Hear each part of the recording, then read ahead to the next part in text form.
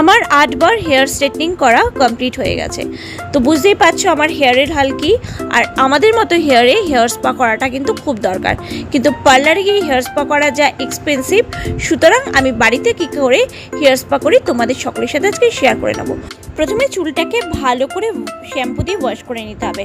এরপর চুলের সমস্ত জটগুলোকে ছাড়িয়ে কম করে নিতে হবে। এরপর একটা বাটির মধ্যে কিছুটা অ্যালোভেরা জেল, তার মধ্যে লরিয়ালের কিমবট স্পা ক্রিম, যেটা 600 রুপিস একটা কৌটো নেয়, আর তার সাথে একটু ভিটামিন ই ক্যাপসুল ভালো করে মিশিয়ে চুলের মধ্যে লাগিয়ে নিতে হবে। তারপর চুলটাকে ভালো করে কম করে জটগুলো ছাড়িয়ে নিতে হবে। এরপর একটা হট ব্যাগ তোমরা কিনে নেবে, যেটা আমি কিনেছিলাম 360 দিয়ে। এটা মাথায় দিয়ে কিছুটা চুল গরম করে চুলটাকে ভালো করে ম্যাসাজ করে প্লেন জল দিয়ে চুলটাকে ওয়াশ করে ড্রাই করে নিলেই এরকম একটা হেলদি হেয়ার তোমরা পেয়ে যাবে। তো চলে আসবো আমার লাইফস্টাইলে আরেকটা নতুন ভিডিও নিয়ে। তো ততক্ষণের জন্য টাটা।